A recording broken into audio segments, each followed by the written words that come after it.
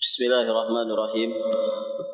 Assalamualaikum warahmatullahi wabarakatuh. Alhamdulillahilladzi arsala rasulahu bil huda wa dinil haqq liyudhhirahu 'ala ad-dini kullih wa kafa billahi shahida. Asyhadu an la ilaha illallah wahdahu rabbi la syarika lah wa asyhadu anna Muhammadan abduhu wa rasuluh. Qala Allah ta'ala fi kitabihil karim, ya ayyuhalladzina amanu taqullaha haqqa tuqatih wa la tamutunna illa wa antum muslimun, amma ba'd. Allahumma 'allimna ma yanfa'una wanfa'na bima 'allamtana wazidna ilman. Para hadirin, ikhwati fid din wa akhawat fillah, rahimani wa rahimakumullah. Alhamdulillah, pada kesempatan ini kita akan melanjutkan pelajaran kita masih di pembacaan kitab Syarah Aqidat Salaf karya Al-Ustaz Abdul Hakim bin Amir Abdad hafizahullahu ta'ala wa ra'ahu. Berikutnya beliau sampaikan di sini, saya perlu melanjutkan pembahasan yang sangat menarik dan ilmiah insyaallah di halaman 34. Pembahasan yang beliau maksudkan adalah bahwa yang pertama kali membuat dan mengamalkan bid'ah tahrif atau bid'ah ta'wil yang batil dengan merubah lafaz atau makna terhadap wahyu Allah Subhanahu wa taala, yang pertama kali melakukannya adalah iblis laknatullah alaih.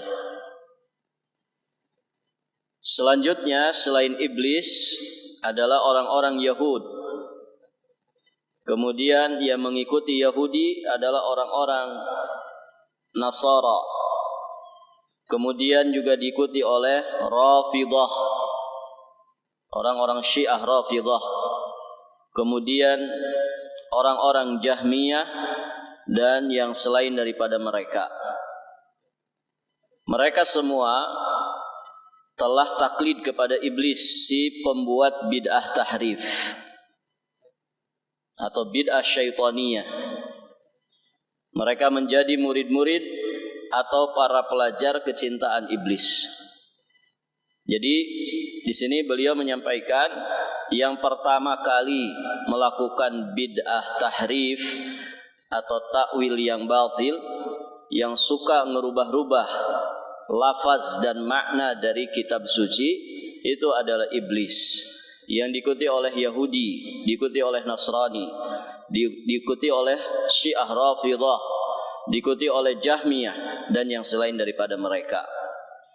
Kemudian setelah mereka menamatkan pelajaran dari madrasahnya atau pesantrennya atau universitasnya iblis, maka mereka pun bertebaran di muka bumi, menyebarkan dan mendakwahkan apa yang telah diajarkan oleh Syekhul Akbar, oleh guru besar mereka.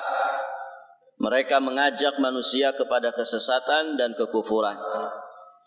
Mereka adalah para da'i yang berada di pintu-pintu Jahannam, sebagaimana yang telah dikabarkan oleh As-Sadiqul Masduq, yakni Rasulullah sallallahu alaihi wa alihi wasallam.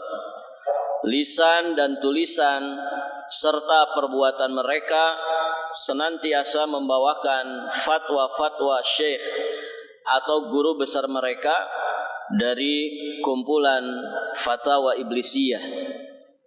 Seolah-olah lisan mereka itu secara zahir mengatakan, qala syekhuna, telah berkata guru kami, yakni iblis laknatullah alaih. Taib. Kemudian jika saudara bertanya, kenapakah iblis laknatullah yang pertama kali membuat dan melakukan bid'ah tahrif?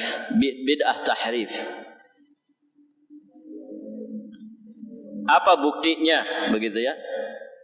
Iblis itu yang pertama kali membuat dan melakukan bid'ah tahrif atau takwil yang batil. Jawabannya jelas sekali. Di dalam Al-Qur'anul Karim Allah Subhanahu wa taala menegaskan tentang iblis ini, bahwa iblislah makhluk Allah yang pertama kali menolak wahyu dengan ra'yu, sambil mengatakan dengan penuh kesombongan di hadapan Rabbul Alamin, ana khairum minhu, saya itu lebih baik daripada Adam. Engkau ciptakan aku dari api, sedangkan dia, yakni Adam, engkau ciptakan dari tanah. Jadi ditolak wahyu dari Allah. Allah kan berfirman, memerintahkan kepada iblis untuk sujud kepada Nabi Adam. Kemudian perintah Allah ini, firman Allah ini yang sesungguhnya itu adalah wahyu, kemudian ditolak oleh iblis dengan ra'yunya. Apa ra'yunya di sini? Dia menganggap dengan ra'yunya bahwa api itu lebih baik daripada tanah. Nah, ini kan ra'yu. Berarti perintah Allah dibantah oleh ra'yu. Ini yang pertama kali melakukannya. Iblis inilah yang pertama kali melakukannya. Lihatlah beberapa firman Allah Subhanahu wa taala, di antaranya di surat Al-A'raf ayat 12. Allah Subhanahu wa taala berfirman, qala ma mana'aka alla tasjuda id amartuk, qala ana khairum minhu khalaqtani min narin wa khalaqtahu min tin. Allah berfirman, apakah yang menghalangimu untuk sujud kepada Adam di waktu aku memerintahkanmu? Maka iblis menjawab, aku lebih baik darinya. Dibantah ini perintah Allah ini, aku lebih baik darinya. Dibantahnya pakai ra'yu. Engkau ciptakan aku dari api, sedangkan dia engkau ciptakan dari tanah. Di ayat yang lain juga dijelaskan, yakni di surat Shad ayat 75 dan 76. Qala ya iblisu ma mana'aka an tasjuda lima khalaqtu biyadai astakbarta am kunta minal alin. Allah berfirman, wahai iblis, apakah yang menghalangimu untuk sujud kepada Adam yang telah aku ciptakan dengan kedua tanganku? Apakah engkau menyombongkan diri, ataukah engkau termasuk orang-orang yang merasa lebih tinggi? Kemudian iblis menjawab, qala ana khairum minhu. Kata iblis, aku lebih baik darinya. Khalaqtani min nar wa khalaqtahu min tin. Engkau ciptakan aku dari api, sedangkan engkau ciptakan dia dari tanah. Perhatikanlah baik-baik ya, apa yang dilontarkan oleh iblis ya saat Allah Subhanahu wa taala memerintahkan dirinya untuk sujud kepada Adam. Ketika wahyu telah datang dan sampai kepada dirinya yang merupakan perintah Allah Subhanahu wa taala untuk sujud kepada Adam, lalu dengan penuh kesombongan dan merasa lebih tinggi, dia menolak dan menentang wahyu itu dengan ra'yu. Nasallallahu alaihi wal afiyah salamah. Maka dari sinilah kita memahami dan mengetahui iblislah makhluk yang pertama kali menentang dan menolak wahyu dengan ra'yunya. Begitu. Iblislah yang juga merupakan makhluk pertama kali yang menggunakan kias yang fasid, analogi yang rusak, atau analogi yang batil. Ketika nas dalil telah sampai kepadanya, kemudian dia menolaknya dengan analogi yang rusak dan batil. Iblislah makhluk pertama kali yang membuat bid'ah tahrif atau takwil yang batil, terhadap wahyu. Kemudian iblis laknatullah menetapkan kaidahnya di atas yang menjadi asas atau usul untuk para pengikut setianya. Jadi ada 3 usul yang menjadi usulnya iblis. Pertama, mendahulukan ra'yu, mendahulukan akal daripada wahyu. Jadi kalau ada orang suka mendahulukan ra'yu daripada wahyu, nah ini berarti dia pengikutnya iblis, muridnya iblis. Yang kedua, membuat tahrif atau takwil yang batil terhadap nas. Kemudian usulnya yang ketiga, mempergunakan kias yang fasid, kias yang rusak.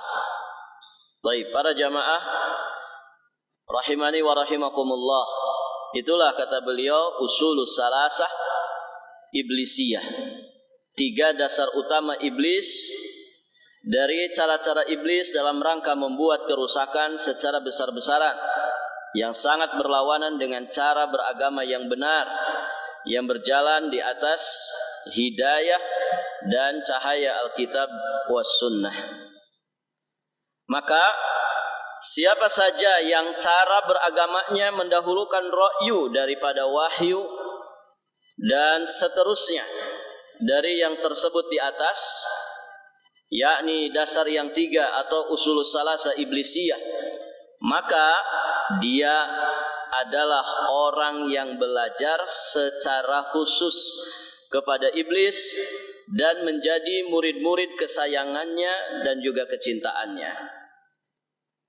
Nah, disinilah kita memahami apa yang datang dari athar sahabat, bahwa iblis itu lebih mencintai kebid'ahan dan juga ahlinya, melebihi kecintaan dia kepada maksiat dan juga para pelaku maksiat.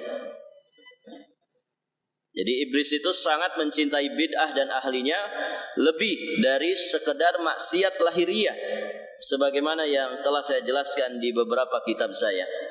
Barakallahu fikum. Beliau punya juga risalah, namanya Risalah Bid'ah. Itu kitab yang sudah lama sekali. Ana 2002 juga sudah baca gitu ya. Risalah Bid'ah. Thayyib. Karena tidak ada satupun dari ahlul bid'ah, khususnya dari firqah-firqah yang sesat, melainkan mereka telah menjadikan ra'yu sebagai asas yang berada di atas wahyu Alkitab dan juga sunnah. Tetapi ada satu hal yang sangat penting, yang sangat penting kita ketahui tentang beberapa kaidah besar yang terambil dari wahyu Alkitab dan As-Sunnah. Di antaranya beberapa ayat di atas yang bercerita tentang iblis. Nah, di sini beliau simpulkan beberapa poin. Pertama, yang menjadi asas di dalam Islam adalah wahyu, bukan akal. Yang menjadi asas di dalam Islam adalah wahyu, bukan akal. Maka ahlul bid'ah, ya, mereka enggak punya kaidah seperti ini. Yang ada akal dulu. Ya, wahyu itu ngikutin akal. Kalau kata akal benar, ya, maka diterima wahyu itu. Kalau kata akal tidak masuk akal, tidak benar, maka dia akan tolak wahyu itu. Kemudian yang kedua, apabila nas dari Alkitab dan As-Sunnah telah datang, maka batallah segala pendapat yang keluar dari akal fikiran. Jadi kalau sudah ada nasnya, maka pendapat manusia itu batal semua. Ya.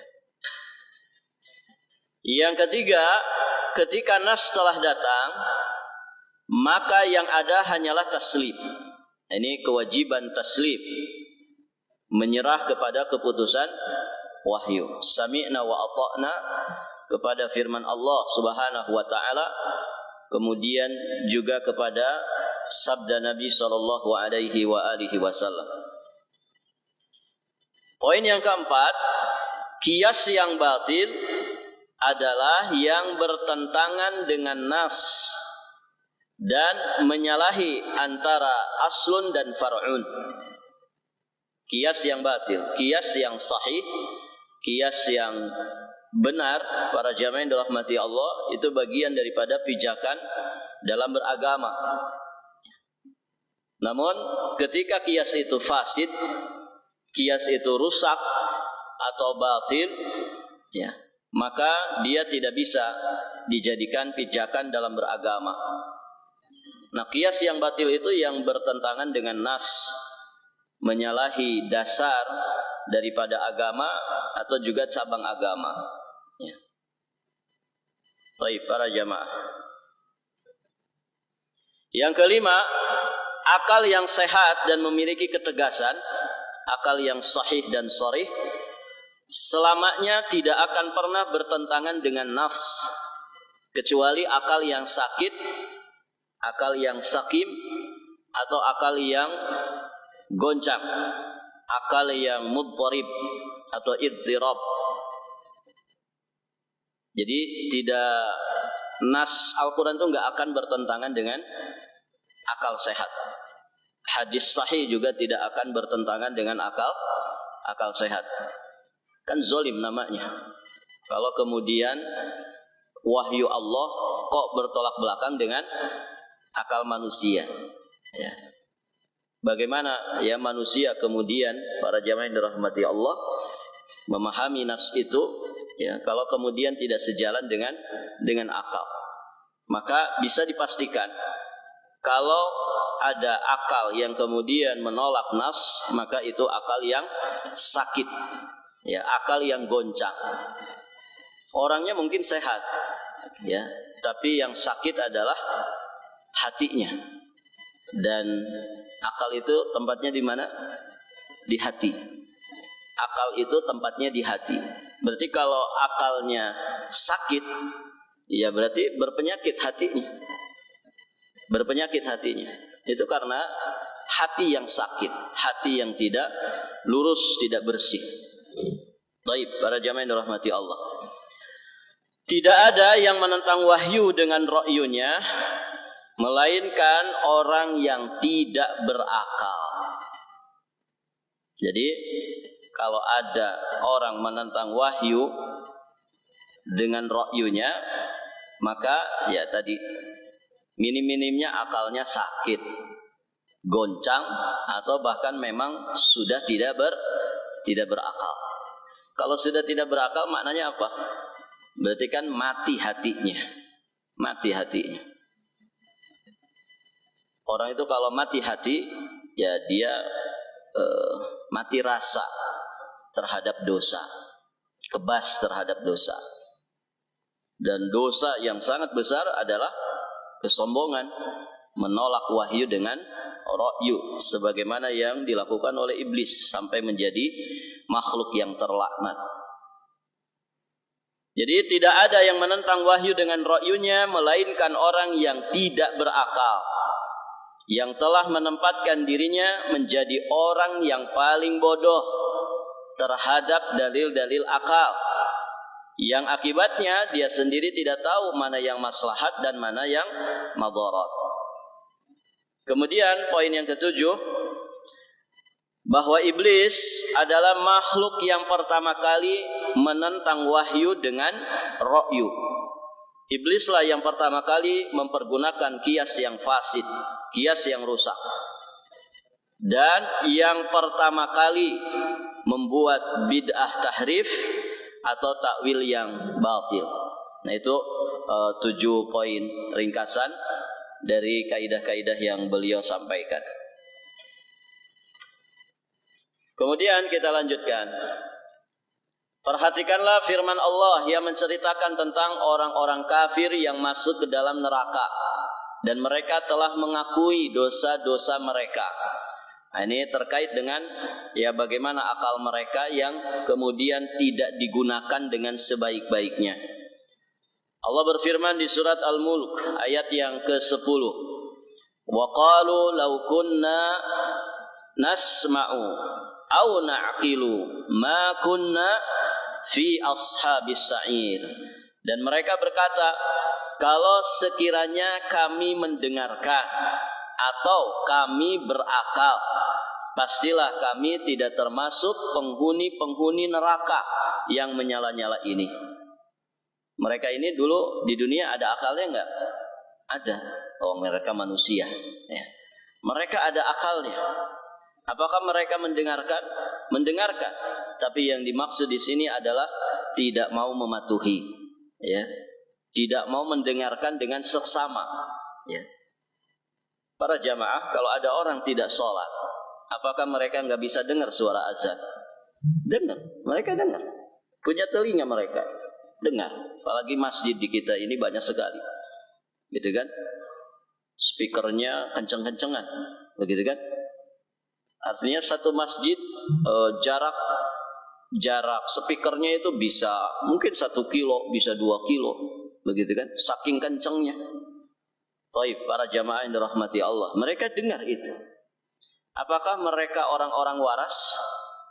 Jelas, ya. Mereka orang-orang waras. Artinya mereka ini orang yang ada akalnya. Baik, para jamaah. Namun itu semua tidak mereka gunakan dengan sebaik-baiknya. Makanya kemudian mereka menyesali itu. Duhai, sekiranya kami mendengarkan dan kami berakal, pastilah kami tidak termasuk penghuni neraka yang menyala-nyala ini. Baik, para jamaah. Kalau di ayat yang lain dikatakan, la ta'mal absar walakin ta'mal qulub allati fis sudur. Ya, bukanlah yang buta itu adalah mata mereka, tapi yang buta itu adalah hati mereka yang ada di dalam dada. Jadi panca inderanya normal. Namun ketika hatinya bermasalah, ya semua jadi masalah. Itu ya. Barakallahu fiikum. Di ayat yang lain, di surat Al-Furqan ayat ke-44. Am tahsabu anna aktsarahum yasma'una aw ya'qilun inhum illa kal an'ami bal hum adallu sabila. Atau apakah engkau mengira bahwa kebanyakan mereka itu mendengar atau berakal? Mereka itu tidak lain hanyalah seperti binatang ternak. Bahkan mereka lebih sesat lagi jalannya. Balhum adallu sabila. Apakah engkau mengira bahwa kebanyakan mereka itu mendengar atau berakal? Maksudnya apa? Mereka itu tidak mendengar, tidak juga berakal. Tidak dimanfaatkan indera pendengaran mereka dengan baik dan juga tidak digunakan akal mereka dengan baik. Ya, sehingga jalan mereka sesat. Dan manusia kalau sudah tersesat itu lebih sesat daripada binatang ternak. Begitu para jamaah. Ya, sesat-sesatnya binatang, ya mereka binatang gitu ya. Kapasitas jangkauannya ya tidak banyak. Dan tidak ada ceritanya gitu ya, binatang dakwah ke teman-temannya untuk sama-sama sesat ya. Tapi kalau manusia begitu, dia kalau sudah sesat tidak mau sendirian, ngajak orang untuk sama-sama sesat. Na'udzubillah. Kemudian para jamaah yang dirahmati Allah, di ayat yang lain surat Al-Baqarah ayat 171, Allah Subhanahu wa taala berfirman, "Wa mathalul ladzina kafaru kamathalil ladzi yan'iqu bima la yasma'u illa du'a'a wa nidaa'a summum bukmun umyun fahum la ya'qilun." Dan perumpamaan orang-orang kafir adalah seperti pengembala yang memanggil binatang yang tidak mendengar selain panggilan dan seruan saja. Mereka tuli, mereka bisu, mereka buta. Maka oleh sebab itu mereka tidak berakal. Ikhwan, binatang itu punya panca indera juga, itu kan? Mereka punya telinga, mereka mendengar, mereka punya mata, melihat, ya, mereka punya kulit, bisa meraba, mereka punya hidung, bisa mengendus, ya, bisa mencium. Namun, ya, mereka itu tidak berakal. Maksudnya apa ini? Mereka tidak bisa mempergunakan panca inderanya ini, ya, untuk kebaikan, kecuali hanya untuk dunia mereka saja sebagai binatang. Nah, manusia kalau kemudian dia diberi panca indera, kemudian dia diistimewakan dengan punya akal, tapi ternyata akalnya bermasalah, maka panca inderanya itu juga akan ikut bermasalah. Baik, para jamaah yang dirahmati Allah Subhanahu wa taala. Makanya kalau ada anak misalkan, anak itu sering dinasehati, ya, sering diingatkan, tapi tidak mau nurut, gitu ya. Apa kadang orang tua tuh saking jengkelnya, kamu tuh dengar nggak sih? Telingamu itu loh, dengar nggak? Sebetulnya kan punya telinga, tapi kenapa kemudian dipertanyakan lagi? Maksudnya kamu tuh kenapa nggak dipatuhi? Apa yang kamu dengar tuh kenapa nggak dimasukkan ke hati, begitu ya? Kenapa nggak dicerna dengan akal dengan baik, gitu ya? Maka demikian para jamaah yang dirahmati Allah. Sekarang lihatlah kepada hujah iblis. Alangkah bodohnya iblis ketika dia mengatakan bahwa dia lebih baik daripada Adam, sebab Allah telah menciptakannya dari api sedangkan Adam dari tanah. Atas dasar apakah iblis mengatakan bahwa api itu lebih baik daripada tanah? Baik. Ini menunjukkan kebodohan iblis. Ya. Dia kiasnya kias yang fasid. Takwilnya takwil yang batil. Ya. Para jamaah yang dirahmati Allah, kita katakan di sini bahkan tanah itu jauh lebih baik daripada api. Ini kalau kita lihat dari sisi zatnya, ya. Zat api dengan zat tanah. Untuk membuktikan bahwa apa yang dinyatakan oleh iblis ini kebodohan. Ternyata para jamaah yang dirahmati Allah, tanah itu jauh lebih baik daripada api. Dengan beberapa sebab. Pertama, tanah disifatkan dengan kelembutan, sedangkan api disifatkan dengan keganasan. Begitu kan? Kemudian tanah itu menumbuhkan segala sesuatu yang bermanfaat, yang dibutuhkan manusia juga binatang. Sedangkan api sifatnya membinasakan, ganas membinasakan. Tanah sepenuhnya memberikan kemaslahatan, sedangkan api menimbulkan mafsadat, kerusakan. Kalaupun ada beberapa manfaat, tetapi kerusakan yang ditimbulkan oleh api jauh lebih besar. Ya. Kalau api itu membakar, tanah itu justru memadamkan, kan begitu ya? Ikhwan, salah satu cara menghilangkan memusnahkan kobaran api kan bisa disiram pakai tanah, ya kan? Bisa disiram pakai pasir. Nah, jadi dari beberapa sisi ini sebetulnya jelas sekali tanah itu lebih baik daripada api. Tapi kenapa itu iblis menyatakan pernyataannya tersebut? Karena kesombongan. Begitu ya. Orang yang sombong itu lupa daratan, kata orang. Orang yang sombong itu ngomongnya ngawur, ya, sikapnya aneh, gitu ya. Kalau orang sudah merasa tinggi ya begitu. Kalau orang sudah merasa di atas, ya, sombong, ya, dia pongah, dia congkak, para jamaah yang dirahmati Allah, maka seringkali nalarnya itu jadi rusak, ya, nalarnya jadi rusak. Suami dan istri tengkar, gitu ya. Biasanya siapa yang gampang egonya keluar? Suami atau istri? Suami dengan pangkat ya komandannya, jenderal di rumah tangga, gitu ya. Istri bawahan. Nah, biasanya seringkali kesombongannya itu merasa dia tinggi, pangkatnya lebih tinggi daripada istrinya, ya seringkali menjadikan dia semena-mena, ya ucapannya tidak terkendali, sikap tingkah lakunya juga nggak karu-karuan. Nah, itulah bahayanya kesombongan. Ya, dia tidak punya kendali yang baik. Orang sombong itu tidak punya kendali yang baik. Baik para jamaah. Maka iblis yang penuh dengan talbis, yang penuh dengan penyamaran, dan iblis yang telah taflis, muflis, yang telah bangkrut hujahnya ini nampak bodoh sekali, ya.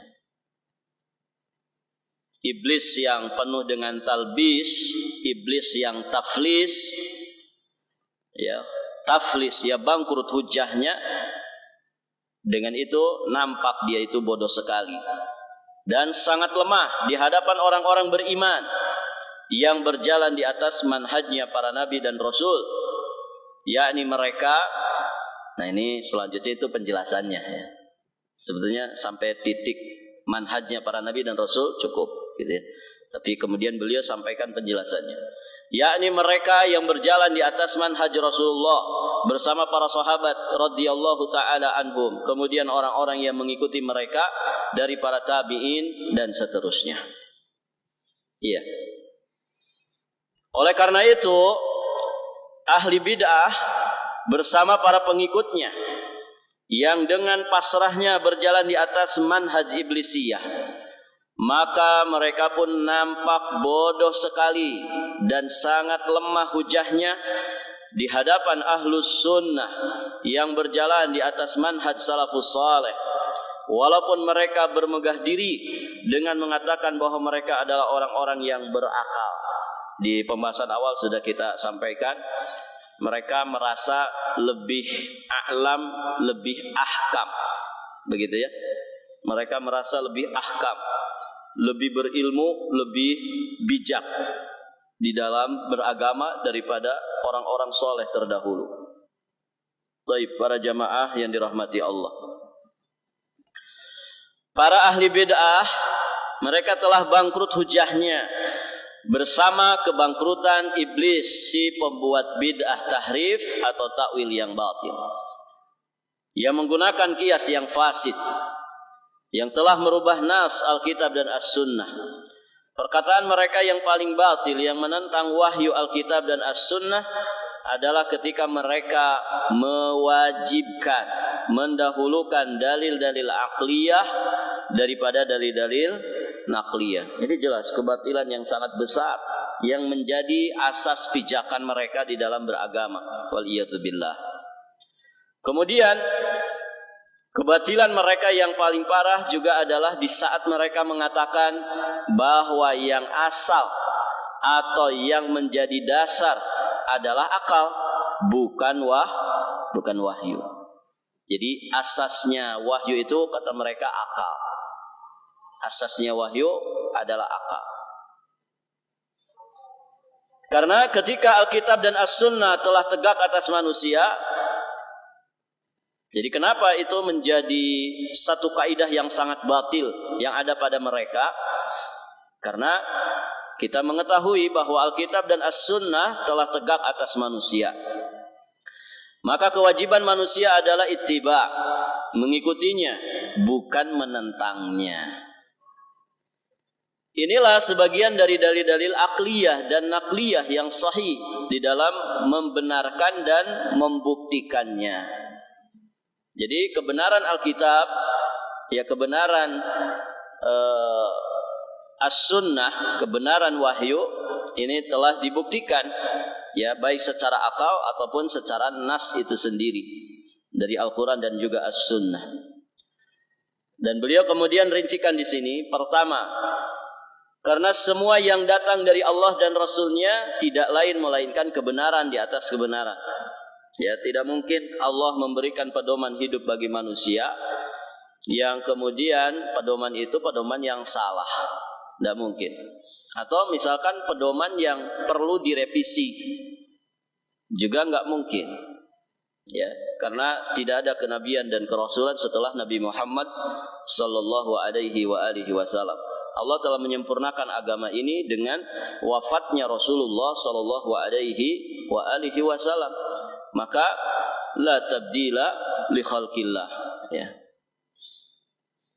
Tidak ada perubahan pada ketetapan penciptaan Allah Subhanahu wa taala.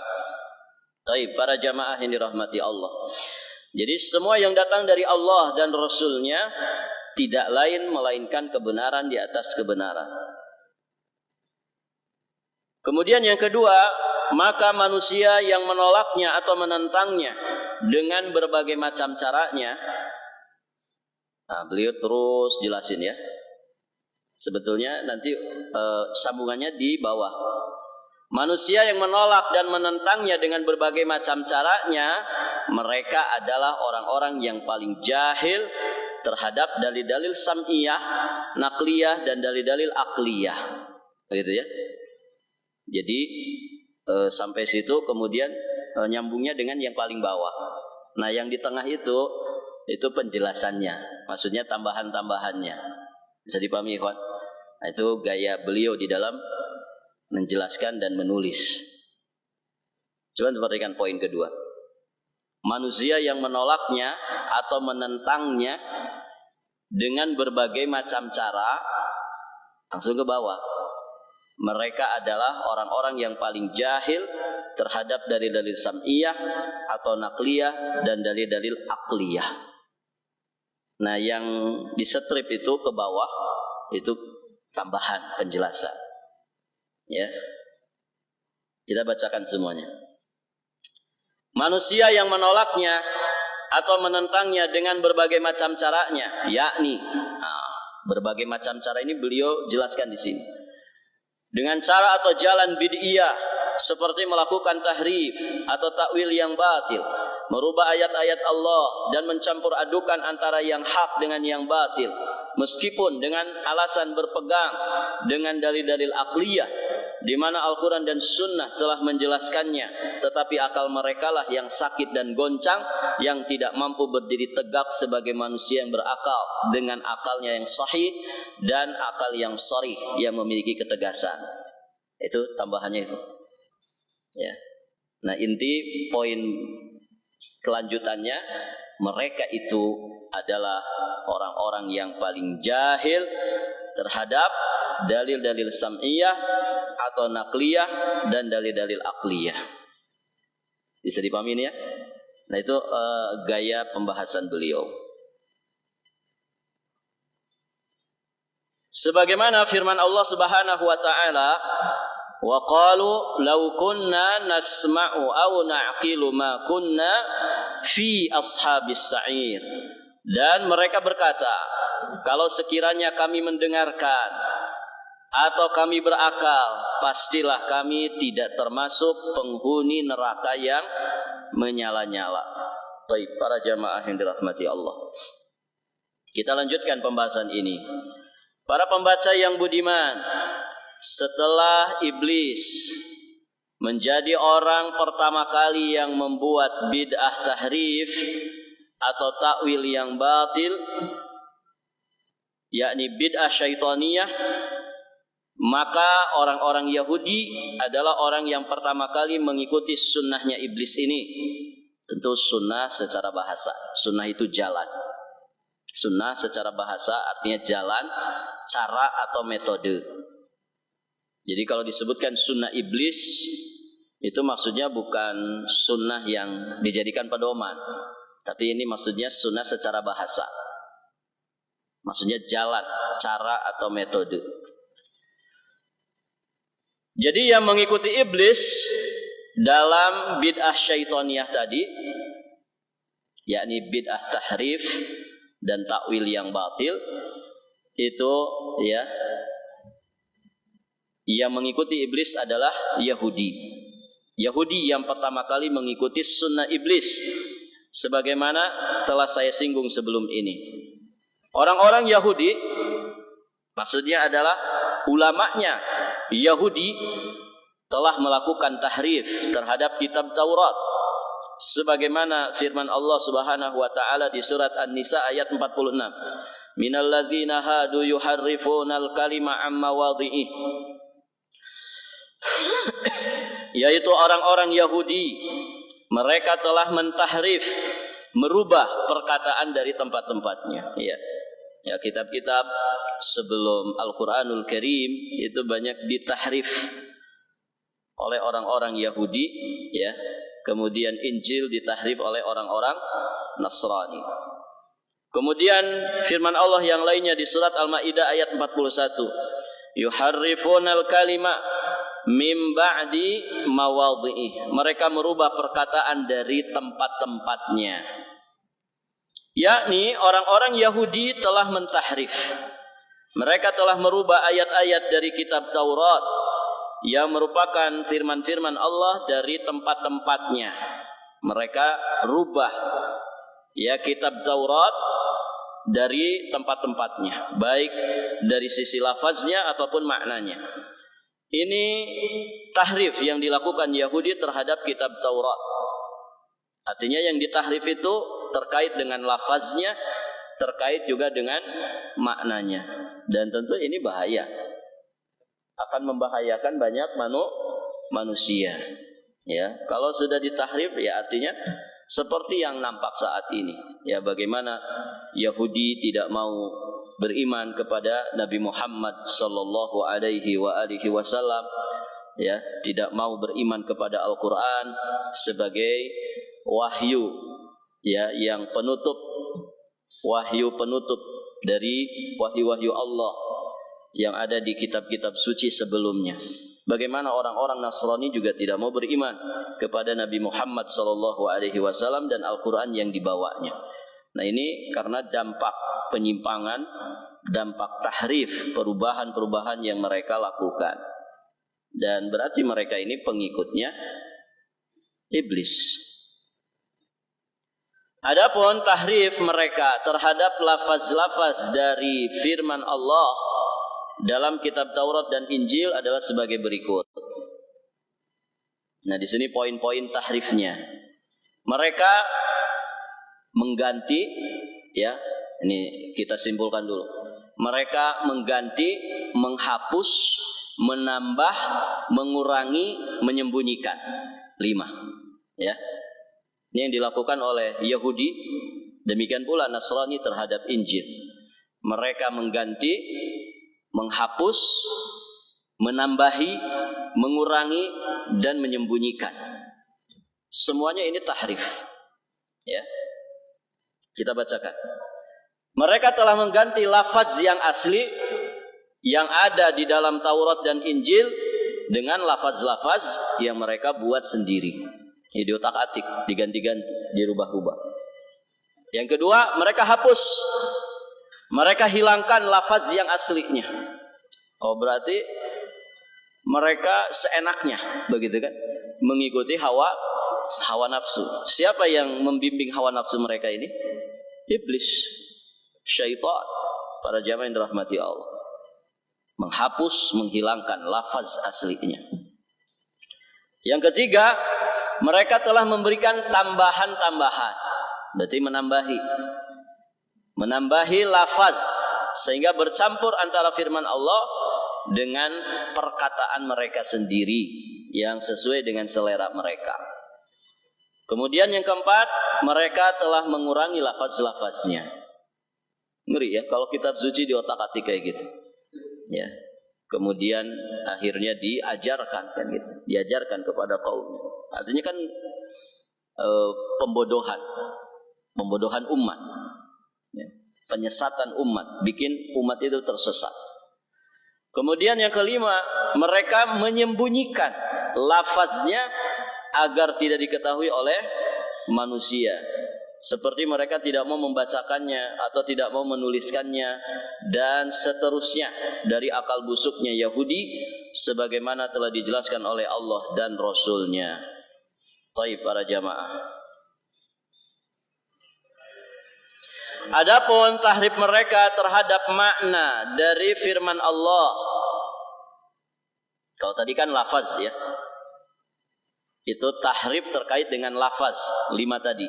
Mengganti, menghapus, menambahi, mengurangi, menyembunyikan. Itu terkait dengan lafaz. Adapun tahrif mereka terhadap makna, nah ini tahriful makna. Tahrifnya mereka terhadap makna dari firman Allah di dalam Taurat dan Injil, ketika tidak memungkinkan bagi mereka untuk merubah lafaznya, maka fahaddits wala haraj, ceritakanlah tidak mengapa. Ya, artinya banyak banget tahrif dari sisi makna. Karena tahrif yang mereka lakukan terhadap makna firman Allah di dalam Taurat dan Injil jumlahnya tidak terhitung, banyak sekali. Mereka telah mentakwil dengan takwil yang batil, yang menyalahi dan bertentangan dengan apa yang dimaui atau dikehendaki oleh Allah Azza wa Jalla. Semuanya itu mereka kerjakan dengan sengaja dan dengan maksud untuk membuat kebohongan yang sangat besar atas nama Allah, atas nama kitabnya, yakni Taurat dan Injil.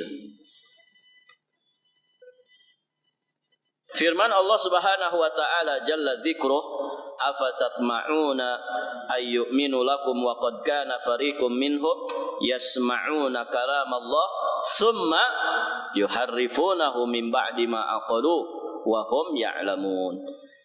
Apakah kamu masih mengharapkan mereka akan beriman kepadamu, padahal segolongan dari mereka mendengar firman Allah lalu mereka merubahnya setelah mereka memahaminya, sedangkan mereka itu mengetahuinya. Berarti kan sengaja, ya, sengaja, bukan tanpa kesengajaan. Wong mereka itu merubah-rubahnya setelah mereka paham, ya, dan mereka tahu, artinya betul-betul melakukan kejahatan tadi, ya, pembohongan tadi itu di atas kesadaran mereka, ya, mereka melakukannya betul-betul dengan sengaja. Ayat yang mulia ini merupakan pemberitahuan kepada orang-orang beriman untuk memutuskan harapan mereka akan keimanan orang-orang Yahudi, yakni janganlah kamu berharap terlalu banyak bahwa mereka akan beriman kepada kamu, padahal keadaan mereka sendiri tidak memberikan harapan itu. Ya, fi qulubihim marad fazadahumullahu marada, ya. Karena sesungguhnya mereka telah mentahrif, merubah dari makna-makna firman Allah yang sebenarnya yang Allah kehendaki dengan makna-makna yang lain yang berjalan sesuai dengan kehendak, kemauan atau hawa nafsu mereka.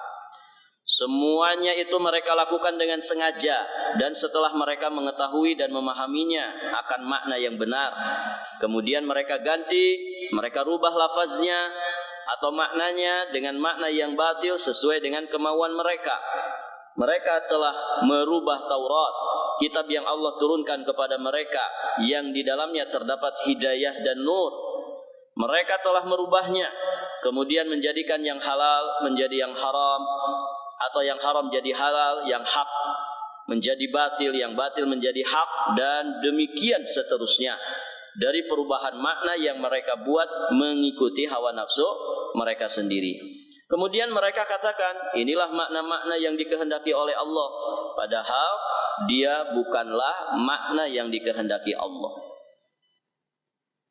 Nah, kalau keadaan mereka seperti itu terhadap kitab mereka sendiri, yakni Taurat, yang mereka muliakan dan mereka jadikan sebagai agama mereka, lalu bagaimana mungkin masih diharapkan akan keimanan mereka kepada kamu, wahai Muhammad? Nah, itu tentu ini adalah sesuatu yang sangat jauh sekali. Baik, para jamaah, mau lanjut ini?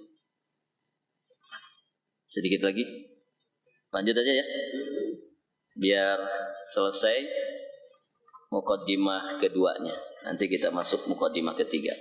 Baik, di penghujung muqaddimah kedua beliau sampaikan di sini, di antara pelajaran yang sangat tinggi dan sangat besar sekali dari ayat yang mulia ini, maksudnya tadi Al-Baqarah ayat 75. Apa pelajaran yang besar di sini? Bahwa sebagian dari umat ini atau mereka yang telah menyandarkan diri mereka kepada umat ini, yakni kepada dinul Islam, seperti Khawarij, Syiah Rafidah, Jahmiyah, Murji'ah, Mu'tazilah, Falasifah. Paham semua ya istilah ini? Jahmiyah siapa? Pengikut Jahm bin Safwan. Salah satu kesesatan mereka apa? Menolak asma dan sifat Allah. Mereka menolak asma dan sifat Allah. Syiah Rafidah, tidak usah ditanya itu. Ya, Khawarij juga demikian. Murji'ah. Paham istilah Murji'ah? Murji'ah itu orang yang salah satu kesesatannya, di antara banyak kesesatan Murji'ah, mereka menyatakan iman cukup di hati. Ya, iman cukup di hati. Amalan itu nggak ada efeknya ke iman. Jadi pelacur yang beriman di hatinya itu sama imannya dengan imannya Abu Bakar As-Siddiq. Ya, nah itu saking sesatnya mereka itu sampai berani menyamakan imannya Abu Bakar As-Siddiq dengan imannya seorang pelacur. Mu'tazilah yang tiap saat dibahas di sini. Ya, orang yang mendewakan akal. Mu'tazilah. Ya, selalu main ra'yu. Nah, itu Mu'tazilah. Falasifah ini golongan gajah buntung itu. Filsafat, ya. Filnya gajah, safat itu buntung. Ya. Taib para jamaah. Falasifah ini ahlul kalam, ya, ahli filsafat. Sufiyah ma'ruf ya. Asy'ariyah ma'ruf. Maturidiyah adik kakak. Asy'ariyah Maturidiyah itu adik kakak. Ya. Yang menetapkan sifat Allah 20 saja, gitu kan. Nah, itu Asy'ariyah Maturidiyah. Tabligiyah ma'ruf ya, masyhur. Tabligh yang suka jaulah itu. Tahririyah. Tahririyah itu apa? Tahrir. Tahririyah itu ya semacam ini. Orang yang manhajnya manhaj kebebasan. Ya, tahririyah. Ya kayak liberal begitu ya. Bisa masuk kategori tahririyah. Bebas ya. Jadi beragama itu bebas saja. Ya. Tahririyah. Ikhwani jelas orang-orang pergerakan. Pengikutnya Hasan Al-Banna.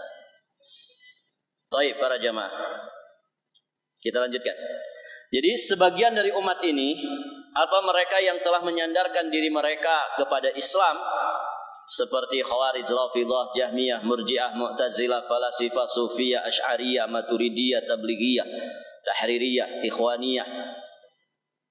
Mereka juga melakukan hal yang sama terhadap Al-Quran dan Hadis seperti yang dilakukan oleh Yahudi terhadap Taurat dan Injil. Apa itu? Tahrif. Ini orang-orang ini yang menisbatkan diri mereka ke Islam juga kelakuannya sama. Mereka sama-sama mentahrif Al-Quran dan juga sunnah. Mereka rubah-rubah makna yang benar kepada makna yang batil. Contohnya banyak sekali. Di antaranya yang dapat saya sebutkan dalam kesempatan kali ini, pertama, perhatikan, yang pertama yang beliau contohkan di sini terkait dengan masalah iman. Mereka merubah makna iman yang benar, makna iman yang sahih yang dikehendaki oleh Allah dan Rasul-Nya, ya, dari keimanan kepada Allah dan hari akhir dan seterusnya, dengan makna yang batil, gitu ya. Mereka telah merubah makna iman yang benar kepada makna yang batil. Yang di tengah itu penjelasannya. Mereka telah merubah makna iman yang benar kepada makna iman yang batil. Apa? Di antara tahrifnya mereka terhadap masalah iman, yang namanya iman itu cukup iman kepada hari hari akhir. Cukup, yang penting iman kepada hari akhir. Jadi sebetulnya orang Nasrani, orang Yahudi yang mereka beriman kepada kehidupan akhir, akhirat, gitu ya, maka sebetulnya mereka sama dengan kita. Ini versinya mereka. Karena bagi mereka iman itu cukup iman kepada hari akhir, walaupun rasulnya beda-beda, gitu kan? Rasulnya beda-beda. Cukup iman itu kepada hari akhir saja. Jadi kata mereka, orang Yahudi, Kristen dan agama-agama musyrik, sesungguhnya mereka juga mukmin. Mereka juga beriman menurut tafsir versi mereka sendiri. Hakikatnya mereka juga iman kepada Allah dan hari akhir sesuai dengan ajaran agamanya masing-masing. Maka mereka itulah orang-orang yang beriman dan beramal saleh yang Allah sebutkan dan Allah puji di dalam ayat ini nih. Nah ini mereka mentahrif ayat ini, ikhwan. Orang-orang liberal itu mentahrif ayat ini. Ya, akhirnya hasilnya adalah keburukan, kebusukan. Bagaimana disamakan semua agama? Wong orang di luar kita saja paham, Pak. Gitu ya. Coba antum punya teman orang Nasrani, tanya, Kristen sama Islam sama enggak? Apa jawab dia, Pak? Ini loh orang kafir yang jawab. Wah, beda dong. Ya, kamu Muslim, saya Kristen. Beda dong kita. Ya, stylannya berbeda, makanannya berbeda, tempat ibadahnya beda, kan begitu. Ini loh orang kafir. Orang kafir, ya, tidak menganggap sama. Gitu ya. Nah, mereka mentahrif ayat ini. Apa ayat yang mereka tahrif? Innal ladzina amanu wal ladzina hadu wan nasara was-sabiina man amana billahi wal yaumil akhir wa amila salihan falahum ajruhum inda rabbihim wala khaufun alaihim wala hum yahzanun. Sesungguhnya orang-orang yang beriman dan orang-orang Yahudi dan orang-orang Nasrani dan orang-orang Sabiin, barang siapa di antara mereka yang beriman kepada Allah dan hari akhir dan beramal soleh, maka mereka akan menerima ganjaran pahala dari Rabb mereka dan tidak ada ketakutan terhadap mereka, tidak pula mereka itu bersedih hati. Perhatikan ayat ini. Beliau katakan di sini, mereka telah merubah makna yang sahih dari ayat yang mulia ini. Nah, beliau kasih footnote di sini. Penjelasan ayat ini sudah beliau jelaskan. Kemudian beliau bantah orang-orang yang mentahrifnya di risalah beliau, namanya Al-Masail jilid pertama, ya, masalah yang ke-7. Dulu waktu saya di pondok, Masail itu sudah sampai jilid 9. Saya belum tahu sekarang sudah jilid keberapa. Beliau punya tulisan namanya Kitab Al-Masail, itu berjilid-jilid, ya. Jadi beliau punya tulisan menjawab pertanyaan jamaah di tahun 86, ada yang 85, ya. Kemudian beliau jadikan satu buku, ya, namanya Masail, berjilid-jilid, ya. Ada yang tahu sudah berapa jilid sekarang? Dulu zaman saya waktu itu 2002 apa 2000, sekitar 2002 sampai 2004 itu sudah ada 9 jilid, ya. Mungkin sekarang sudah belasan, ya. Anda belum ngecek lagi. Nah, pembahasan ayat ini berikut bantahan beliau, itu beliau cantumkan di kitabnya Al-Masail jilid 1 di masalah yang ke-7.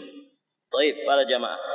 Jadi mereka telah merubah makna yang sahih dari ayat yang mulia ini kepada makna yang sangat batil.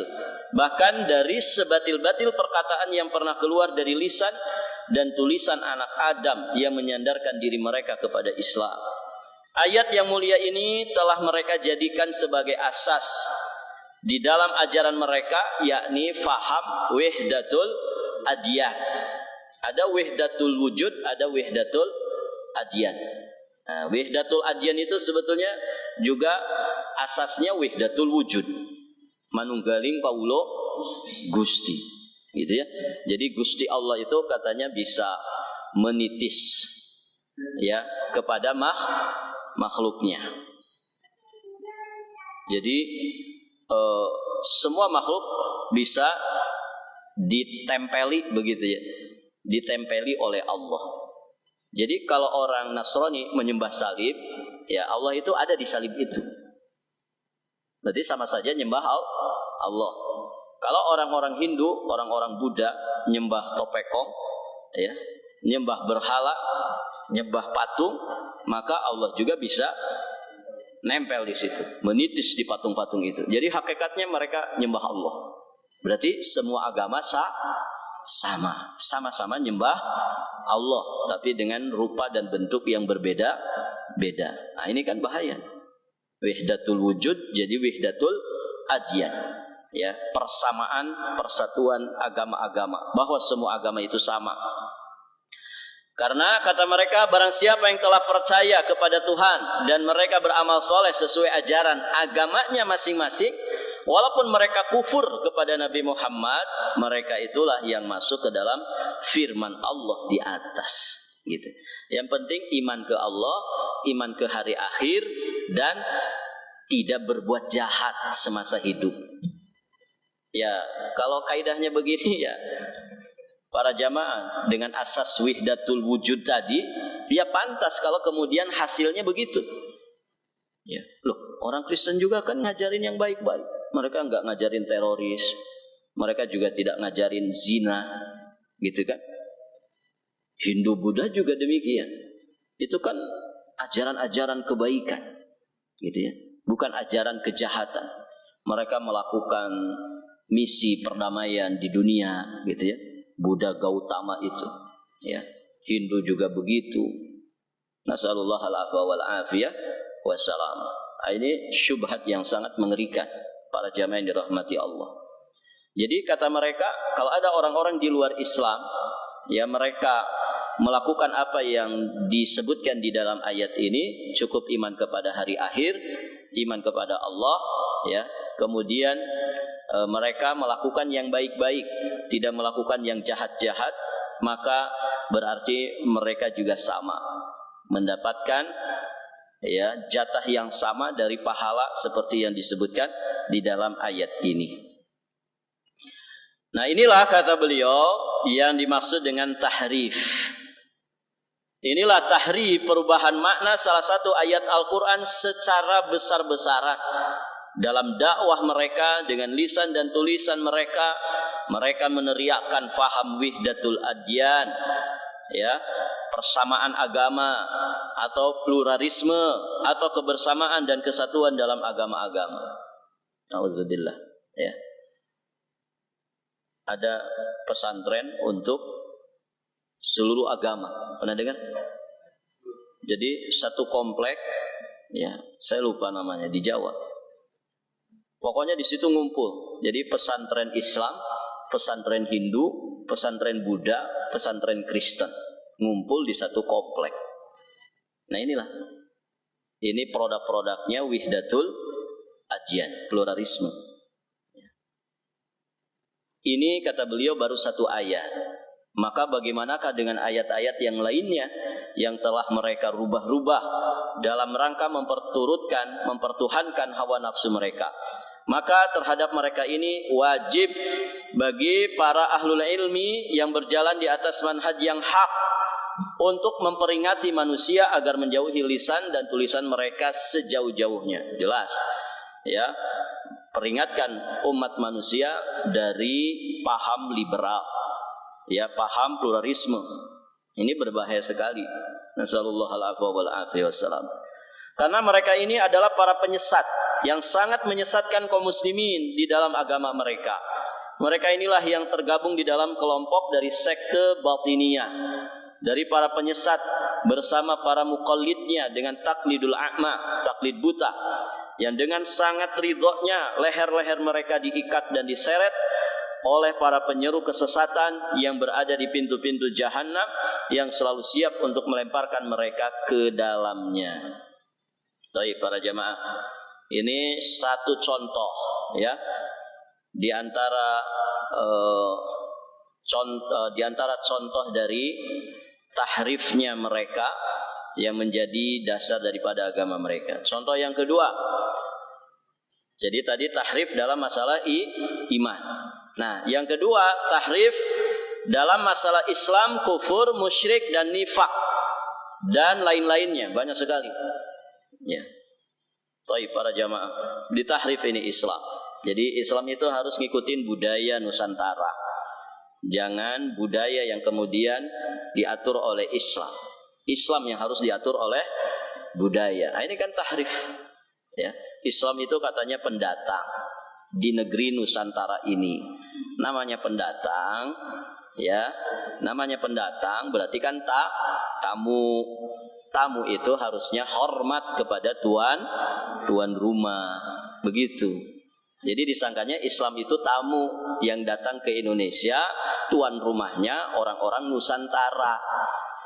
Jadi nggak etis dong kalau tamu kemudian ngelunjak tuan rumah, ngatur-ngatur tuan rumah, gitu kan? Ini lihat, ya. Akal mereka yang rusak, mengikuti usul salasahnya iblis tadi. Ya, itu dasar pijakannya usul salasah iblisiyah tadi. Nasallallahu alaihi wasallam. Islam di otak-atik, ya. Dibuat orang itu ragu dengan Islamnya sendiri, kufur. Jangan bilang kafir, ya, bilang non muslim. Jangan bilang surat Al-Kafirun, tapi bilang surat non muslim. Nah, ini tahrif, ikhwan. Bagaimana enggak boleh bilang kafir, ya? Jadi kan tahrif. Tahrif dan takwil yang batil. Ya, jangan bilang musyrik. Ya, alergi banget itu dengan istilah musyrik, syirik, ya, bid'ah, kufur. Ya, mereka alergi. Nifak. Nah, itu dirubah-rubah. Mereka pun telah merubah makna yang sahih dari surat Al-Kafirun, bahwa surat ini khusus untuk orang-orang kafir dahulu yang hidup di masa Nabi. Ya, untuk sekarang tidak berlaku. Nah, ini bukan lagi mentahrif, mereka menolak surat Al-Kafirun. Ya, surat yang lain oke, surat Al-Kafirun jangan. Gitu. Nah, ini aneh, ikhwan. Ya, mengerikan. Mereka pun telah merubah yang haram menjadi halal. Allah telah mengharamkan wanita muslimah menikah dengan laki-laki non-muslim. Kemudian mereka menghalalkannya dengan mengatakan bahwa itu dahulu. Ya, sekarang ini hak asasi manusia, begitu ya. Sekarang ini kebersamaan, persatuan, gitu ya. Tidak masalah. Nanti hukum waris di otak-atik, ya. Di masa Nabi laki-laki dapat 2 jatahnya, perempuan dapat 1. Sekarang ini ya di kita di bumi Nusantara ya jangan seperti itu. Ya, anak laki-laki ya putri, anak laki-laki putra dari bapak dan ibu, anak perempuan juga sama-sama putri dari anak dan ibunya. Kedua-duanya anak saudara sedaging ya dari sumber yang sama. Kasihan dong kalau dibeda-beda gitu ya. Ini namanya tidak adil, gitu ya, gitu kan? Nah itu para jamaah. Ini semuanya tahrif. Ya. Taib. Tahrif pun banyak sekali dilakukan firqah-firqah sesat yang dahulu dan yang sekarang, seperti Syiah Rafidhah, Khawarij, Mu'tazilah, Jahmiyah, Falasifah, Tasawuf, Asy'ariyah, Maturidiyah dan lain-lain banyak sekali. Perubahan terhadap makna nas Alkitab dan As-Sunnah banyak sekali. Di antaranya yang terbesar ialah yang berkaitan dengan tauhid asma wa sifat. Nah, di sini yang paling banyaknya di sini. Tahrif terhadap asma dan sifat. Mereka telah melakukan tahrif terhadap sifat-sifat Allah, seperti istiwanya Allah, bersemayamnya Allah. Mereka rubah menjadi istaula, yang artinya menguasai. Ini kan kesannya itu fasid, kesannya itu batil. Kalau kemudian istiwa itu dimaknakan dengan istaula, Allah menguasai arsy. Ya, akan muncul pertanyaan, loh, sebelum dikuasai Allah, itu arsy itu dikuasai siapa? Jadi seolah-olah Allah telah mengalahkan satu kekuatan, ya, yang menguasai arsy sebelumnya, sehingga Allah harus menguasainya. Padahal semua itu makhluk Allah, semua kuasanya Allah. Ya. Bagaimana kemudian Allah menguasai arsy-Nya? Nah, ini fasid para jamaah. Wajah Allah dirubah menjadi zat Allah. Tangan dirubah menjadi kekuasaan. Turunnya Allah ke langit dunia setiap sepertiga malam, itu dirubah jadi turun rahmatnya. Dan auzubillah, yang begini-gini ini sering dijadikan bahan guyonan. Itu Wahabi itu katanya meyakini Allah turun ke langit dunia. Terus gimana? Berarti Allah itu kecapean dong, gitu. Turun terus. Kenapa? Karena waktu antar negara itu kan berbeda. Lihat ya, bagaimana otak mereka itu betul-betul guncang, gitu ya. Jadi kata mereka, ini Allah kalau turun ke langit dunia, ya, ini berarti Allah turun terus, nggak ada naik-naik. Gitu. Sekarang turun di Papua, nanti sebentar lagi turun di Sulawesi, gitu ya. Kan beda waktunya 1 jam kan. Nanti sebentar lagi turun di Jakarta, waktu Indonesia Barat. Sebentar lagi nanti turun di India, sebentar lagi nanti turun di mana? Oh, Allah nggak naik-naik kalau begitu. Nas'alullah al-afwa wal-afiyah wassalamah. Nah ini tahrif ya. Tahrif dan takwil yang batil yang kemudian mereka lakukan. Dan banyak sekali yang lainnya ya, yang telah menjadikan mereka masuk ke dalam bagian terbesar dari ayat tersebut. Dan lain-lain banyak sekali yang telah menjadikan dan memasukkan mereka ke dalam bagian terbesar dari ayat tadi, di mana Allah telah mencela orang-orang Yahudi, yakni orang-orang yang alim di antara mereka yang sudah merubah-rubah firman Allah di dalam Taurat sesudah mereka memiliki ilmunya dan faham akan maksudnya. Kemudian mereka rubah dan mereka katakan bahwa itu adalah dari sisi Allah. Barakallahu fikum walhamdulillah. Ini pelajaran paling banyak ini. Kita cukupkan sampai di sini. Insyaallah nanti kita lanjut di muqaddimah yang ketiga. Barakallahu fikum. Saya kira cukup ya. Tidak ada pertanyaan dulu. Semoga berfaedah. Insyaallah nanti kita lanjutkan di muqaddimah yang ketiga. Perbedaan antara manhaj salaf dengan manhaj khalaf mutakallimin dalam masalah ayat-ayat dan hadis-hadis sifat. Nah, nanti kita akan belajar tentang ayat-ayat dan hadis-hadis sifat. Baik. Kita cukupkan dan kita tutup dengan doa kafaratul majlis. Subhanakallahumma bihamdik asyhadu an la ilaha illa anta astaghfiruka wa atubu ilaik.